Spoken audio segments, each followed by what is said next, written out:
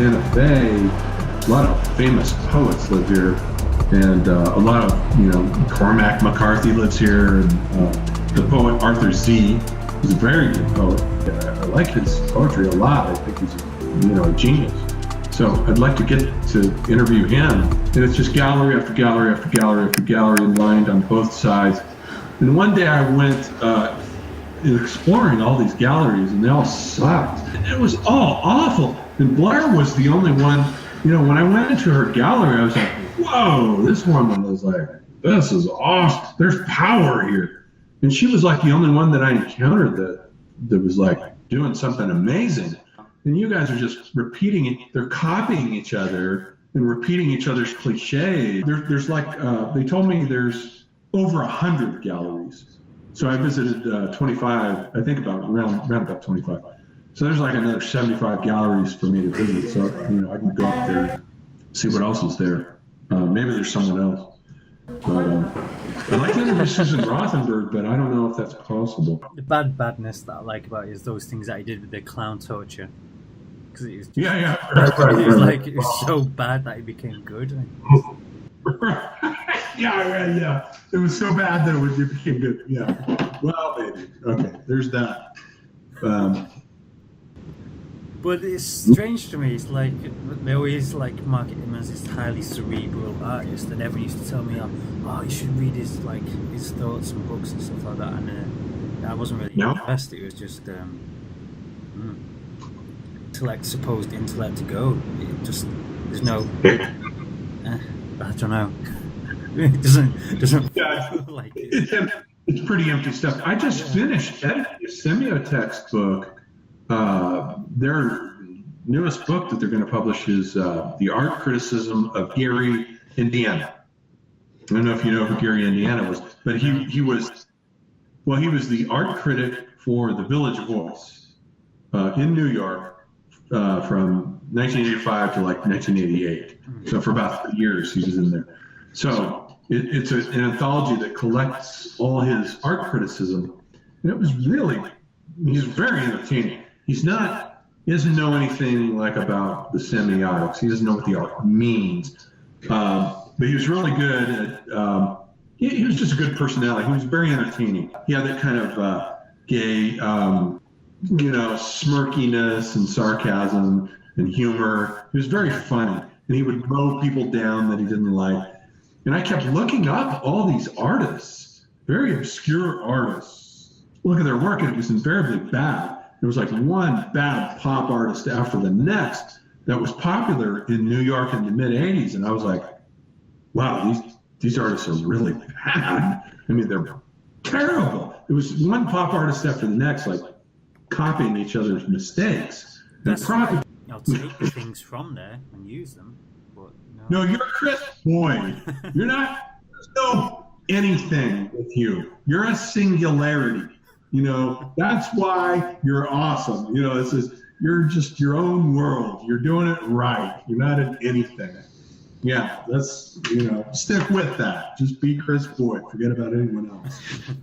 And in your case, you're familiar with all this philosophy. You've got all these metaphysical ideas. So that sets you apart. That makes you very different from this. It's like what Deleuze said when he said in What is Philosophy, that the philosopher is the one who extracts singularities from banalities. Yes. You get wall of banalities, and the philosopher reaches in there and pulls out the one thing that is awesome and turns it into a concept. It's that's what you're doing. That's how I see you. Just a singularity with this general background of malaise and garbage and junk. You and Michael. I just see you guys as these anomalies. So the dude actually does read, and he reads ferociously. He encounters my work, and he's like, fuck, and he reads all my books. And he's like, this dude is awesome. I want to be like John Ebert. And so he reads all my, and he loves Slavoj Žižek. It's like me and Žižek are his two biggest influences. And so he starts writing, and during the past 5 years, he sent me his manuscripts. And I edited them. One was on sports. I don't know anything about sports, but he had this great idea about American sports having this morphology. It had these phases to it. And he identified the different phases of American sports and how it emerged. And I thought it was really brilliant. And it was just totally brilliant. So I edited that, and then he did a book about Boston and the problem of gentrification in Boston. And the book was called something like Boston Does Not Really Exist.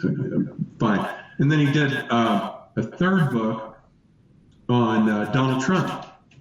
In this third book on Donald Trump, he sent to Zero Books, and Zero accepted it. So now they're going to publish his book on Donald Trump, which was very good. And I edited it for him. And I said, dude, this one is your best book. Because he presents like Donald Trump as basically the first hypermodern president. He hasn't used that term, but he presents Trump as this total electronic, imagistic, ridiculous illusion. It was totally brilliant. So Zero is going to put that out later this year, his book on Donald Trump. So last night he told me to read Mark Fisher. He goes, you have to read Mark Fisher. Oh, yeah, I've told you about him. Yeah, and you've told me about him too. So I remember you talking about him and him and some other people. So I said, oh, fuck, I'll read Mark Fisher. So I read Capitalist Realism last night. Blew me away. I thought it was a fucking masterpiece. And I said, and I read it and I was like, this is the same shit I was talking about with hypermodernity. He just didn't have the name for it. He was calling it late postmodernism. It's not late postmodernism, it's hypermodernism. It's a totally different. Capitalist realism is the capitalism of hypermodernism. And I was blown away. I read it and I was like, this dude was awesome. And then I found out he committed suicide last year. And you could tell that he was like 2 books away from like just blowing it big. He was going to hit it big. You could see it coming. I don't know why, but he fucking gave up. And I was like, oh man, you got to be kidding me. But Brian was talking to me, and when you read Brian, you can see the influence of Mark Fisher. Their writing styles are very similar. And I said, like, well, you might just have to carry on Mark Fisher's project, because your writing style is similar, your worldview is similar. Mark Fisher is like his favorite author other than me and Zizek. And I'm like, dude, you just can't. So he's writing this new book now on the heroin addiction crisis. But it won't just be about heroin. You'll read it, there'll be theory about heroin. It'll be all this stuff about Zizek and Baudrillard and all this cool stuff. Right now he's in Peru taking ayahuasca. Oh, I think of him as an intellectual boxer. He likes to get in the ring and go around with you. The dude is, he comes out of the Boston, he came out of the middle working class world of Boston and made his fortune out of that. But he grew up in that environment, which is, you got to be tough to come out of that Boston working class environment. It's like Manchester or something. These guys are tough. They're aggressive. They're fighters. And so